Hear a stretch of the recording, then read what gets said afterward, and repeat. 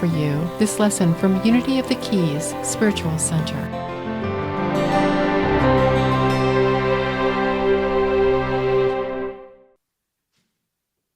And hello again. So let's take a deep breath into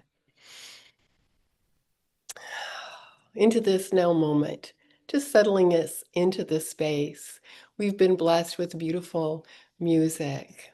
We've been blessed with prayers and affirmations, and we let that sink into where we are right now. I truly hope that you are enjoying this lesson and workshop series as much as I am. Throughout these weeks, I've had the consistent thought that these are the most important practices that we can teach, that these are the most impactful practices that we can learn, impactful in making a significant and positive impact on our lives personally, each one of us, and as a community. These mindfulness practices, plus lesson series like the 3 Faces of God and the 5 Basic Unity Principles laced with the 12 Powers, that is the essence of what we each need to live lives that we were intended to live life abundantly blessed. We heard from Jean in today's daily word, I live in unlimited prosperity now. And in the Gospel of John, chapter 10, verse 10, Jesus is to have said, I came that they may have life and have it abundantly.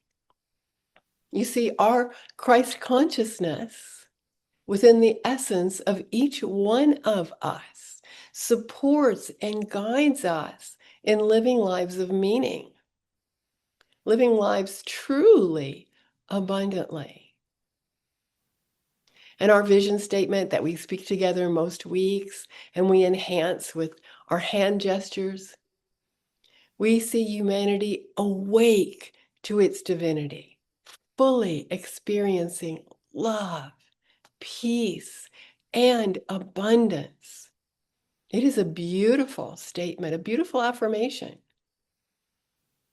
And so the next natural question following that statement would be, how? How does that happen? How do we each awake to our own divinity? How do we each experience in fullness love, peace, and abundance? We use our spiritual tools. We commit to continuing to wake up to who we are and to grow up spiritually consistently.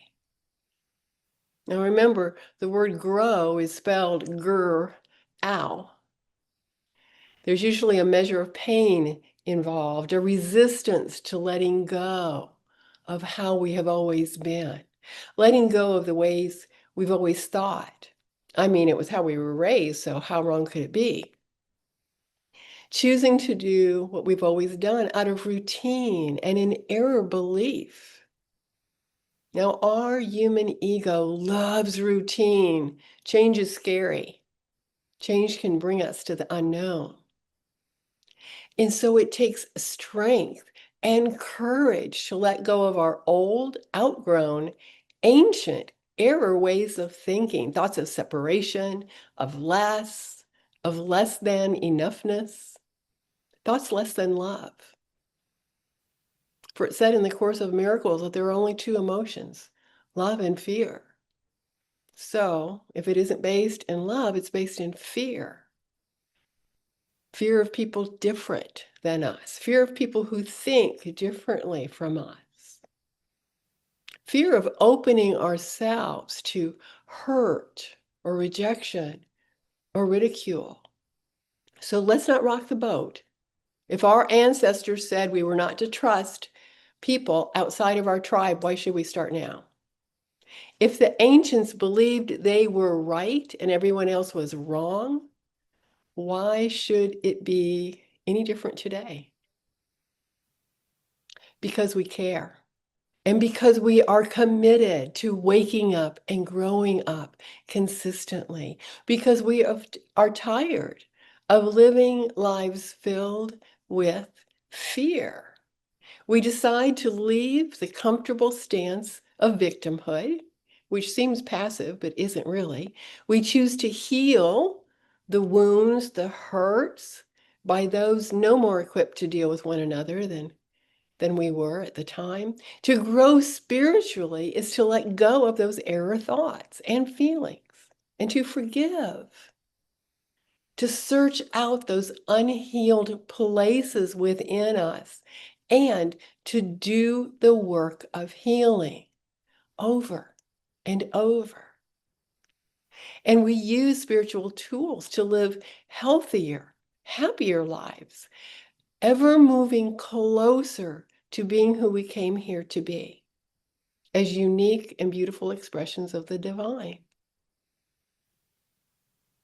Now, I mentioned that victimhood seems passive, and it isn't. It's actually an aggressive way of living, finding fault with everyone else, yet at our core, feeling such a sense of lack and limitation, and unable to see the beautiful essence of our being and the beautiful essence of everyone else. And yet, we can turn that around and recognize that God, the good, is everywhere present as unity principle number one. And that number two, that same God, the good, universal light, universal love, all that is within us and within everyone else. Our work begins to heal, to forgive others and ourselves, and to eventually recognize our oneness with one another, to become aware of the ways we absolutely sabotage our good, the ways we place barriers instead of bridges. And because of that awareness, we choose differently. This series is about using the power of our thoughts to exercise the practice of silence and meditation consistently as part of our everyday lives. Those are unity principles 3 and 4. The third unity principle states that we create our life experience through our way of thinking, not necessarily that we create each event, but how we think about and respond to that event determines our actual experience. Our minds are powerful. We choose how and what we think, and we can choose again. And the fourth principle states that there is power in affirmative prayer and in meditation, which we believe increases our awareness of God, God within, our Christ consciousness. And then the fifth unity principle is to act, to take the truths we know, the spiritual tools we are mastering, the awareness of our oneness, our essence of God, our essence of good, knowing that same essence resides within each being, and to take action, action to increase the love in our world, action to soothe the wounds of our world. These first 2 weeks have been so rich and meaningful and truly life-changing commitments, devoting time in complete stillness and silence, and weaving our practices of compassion meditations, committing to these two very simple, straightforward, practical, manageable, and essentially undemanding activities daily has the potential, has the power, the means to shift each one of us, to bring us closer to fully experiencing love, peace, and abundance. Now, you might be thinking, oops, I haven't really done that yet. I meant to devote time to the silence, but life got away from me. This is unity. There's no shame or blame here. And it is never too late. Each day is a new starting point. Yesterday is gone. The slate is clean for today. It's a new day to choose, as is tomorrow, and the next day, and the next day. It is never too late to awaken to your divinity and to experience the glory of who you are in all its fullness. And our innate curiosity and our essential desire to know God more will bring us, when we are ready, to that place in our lives where we are willing and prepared to make that commitment. The commitment to devote time daily to that deep connection with Spirit, to remind us of this divine, inner, always present connection. Now, this cannot be forced upon any of us. It is always an invitation. And it is the most lovely, elegant, exquisite, gracious invitation you can possibly imagine. It's an invitation that bypasses the postal service or special delivery. It isn't embossed or personalized with hand-created calligraphy. This invitation to know God more, to feel God more, to live as an expression of your divine Christ consciousness is a bidding. It is a summons that goes straight to the heart, to your heart, and to my heart. And I know and I trust that you have felt this at different times in your life. This calling, this gentle nudge or pull, this invitation. Perhaps it is what brought you to unity. It is always there just below the surface of our humanity, revealing itself when we are in the quiet and when our hearts are open. And it is up to each one of us to decide if and when and how we will respond to that gentlest of all invitations. Unity strives, and I strive, to offer the personal invitation to wake up, to grow up, to show up, and to serve. An invitation that is responded to internally in one's own way, privately and individually, and then expressed externally. This entire series of mindfulness practices is an invitation to stretch yourself spiritually, to push yourself until your ego pushes back.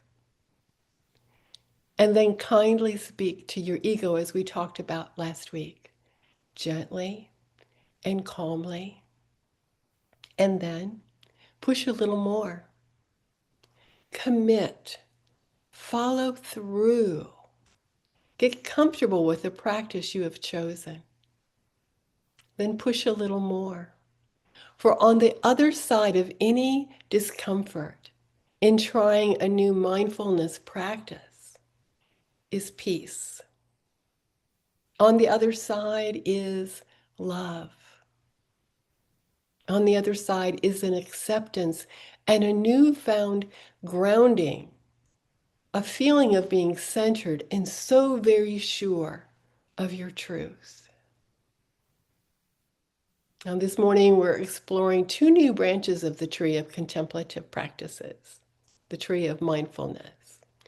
Remember, these are for you to try and enjoy and perhaps add to your mindfulness practices, in addition to your time in the silence. Our goal is to move to 20 minutes of silence each day, each one of us. And so these are the branches of creative and movement. No, the creative includes contemplative arts, feelings, types of drawings, mandalas, perhaps adult coloring books. Any creative process that stems from, that's initiated from within you, an avenue for expressing what is happening at your depth. Perhaps a mosaic.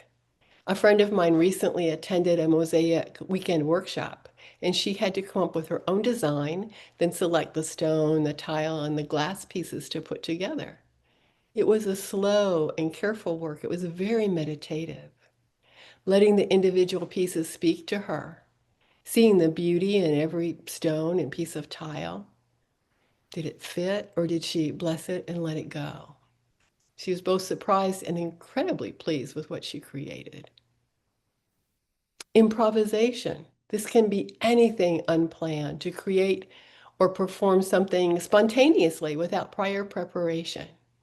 You can improvise a poem, a speech, a meal, a skit.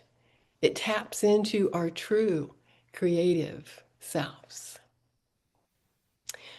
Then there's journaling, writing or doodling thoughts or emotions. Now, this is a composition book that I started last year. Is drawing one of my skills? No, absolutely not. But I can do a simple drawing and allow the lines and colors to convey how I'm feeling at that very moment. You can see that or not. You can see any of these.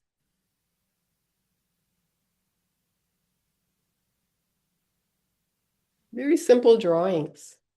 I just let the color and the swirls be my expression. I can lose myself for a few minutes in the process of mindfulness, of being present to what is, and conveying all that in my doodling. Then there's music, listening to music and being fully present to what is. And you combine these creative practices. Listen to music and then draw or doodle your response to the music. What is it pulling out of you without judgment? And there's singing and chanting. You say singing is praying twice.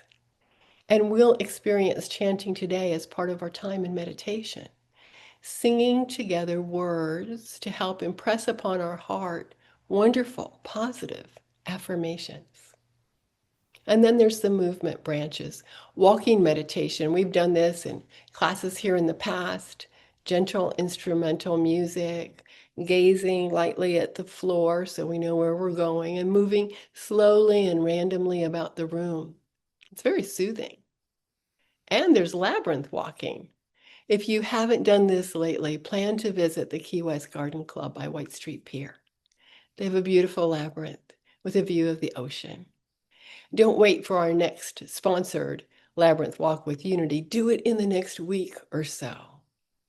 There are handouts on the back table to use for your time at the labyrinth, some gentle instructions.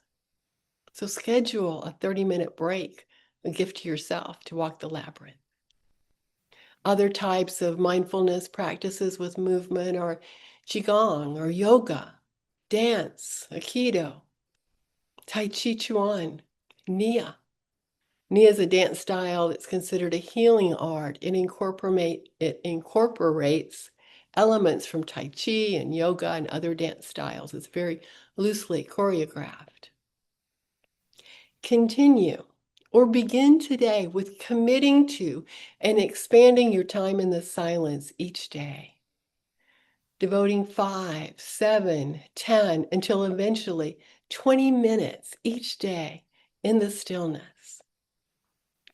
Ask yourself, how much time am I willing to simply be in the silence? And do that each day this week. Do that today. And consider trying a practice from one of the branches we've explored this morning or last week. And continue with any practice you've adopted. What works for you? That's the important thing. It's what works for you.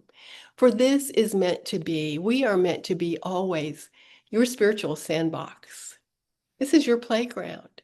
dipping your toes into whatever mindfulness practices speaks to you, stretching beyond your comfort zone, adapting practices to what works best for you in your life. Enjoy. Have fun.